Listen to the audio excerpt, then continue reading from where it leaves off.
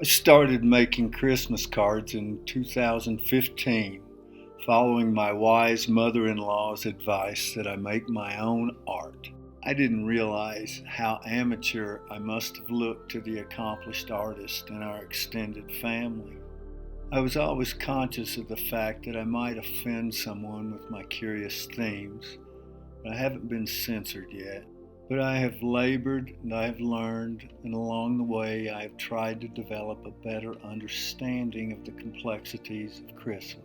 I had heard portions of this before and have always filled in the holes a little with my own imagination. This time I did some research. This is the story of a man, well, two men actually, who accidentally changed the world. Joseph Mohr was born to an unwed mother, Anna Schäuble, into desperate poverty in the slums of Salzburg, Austria in 1792. His mother did sewing, and his father was a soldier for hire who had abandoned the family before Joseph was born. Joseph showed promise early, and the local vicar and choir director became a mentor and father figure. The church was often the only resource for a sane and safe life. Joseph showed a lot of aptitude for creative thinking, music, and theology. He was ordained as a Catholic priest in 1815 at the age of 23 and was assigned to a vicarage in Mariapfarr, 75 miles south of Salzburg, high in the Austrian Alps. At Christmas time of his second year there, a traveling group of spiritual minstrels passed through Mariapfarr and gave a performance at a local residence. Joseph was so enchanted that he took a walk high into the snow-covered mountains afterwards, where he looked down on the glowing village. He was moved profoundly by the mystery and the beauty. He rekindled his inspiration when he returned to the village and wrote a poem, then put it away, thinking he would decide its value at another time. The altitude at Mariapfarr turned out to be difficult for Joseph's fragile health, and he returned to Salzburg and then was reassigned to Oberland, a village a short horse ride away from the city. Mohr made the acquaintance of a teacher and choir master, Franz Gruber, who was several years his elder. They became good friends and shared a passion and a talent for all things musical. On Christmas Eve of 1818, 2 years after he had written the Mariapfarr poem, he excavated it from his trunk and took it to Gruber. Legend has it that the St. Nicholas Church had a dilemma in the form of a broken organ. Whatever the reason, Mohr and Gruber put the poem to music on the guitar that afternoon.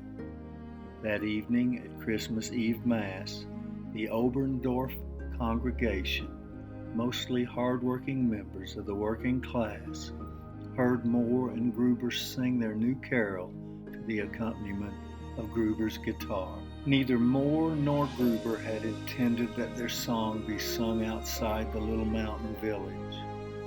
Legend says that the man who came to fix the organ heard the song and spread it to other churches, and it went what they call viral now.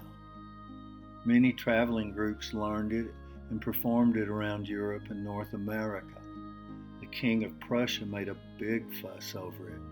The von Trapp family, during the occupation of Austria during the Second World War, became famous and inspired the award-winning American movie The Sound of Music. The song was first performed in the U.S.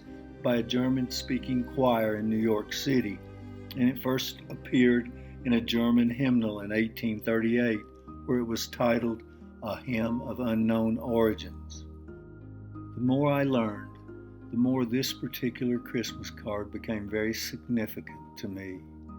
This guy Mohr from the Salzburg ghettos made me think about the whole reason for the season, because surely his childhood was hell. Surely he was abused and exploited even during his young adult years. It seems to go with the territory He emerged from his sordid experiences to be a man who was respected and appreciated. He was known as a priest who truly believed it was better to give than to receive. What could be more perfectly ironic for me, who started out my project a little disenchanted with the whole Christmas thing, and who couldn't summon the inspiration to make my traditional Christmas card for my wise mother-in-law, who asked about it Christmas morning. What could be more perfect than for me to learn that the guy who wrote the greatest of all-time Christmas carols was born destitute and in shame in a ghetto? The clincher came when I learned that Joseph Mohr spent the post-Silent Night years in the village of Wagrain, Austria, where his focus was helping the elderly and the needy. He founded a home, and he left a mark with his service. When he died, Joseph Mohr had one item listed as his estate: a guitar. How Jesus-y can you be? Bless you, sir. I am honored to make you the subject of my card. Merry Christmas.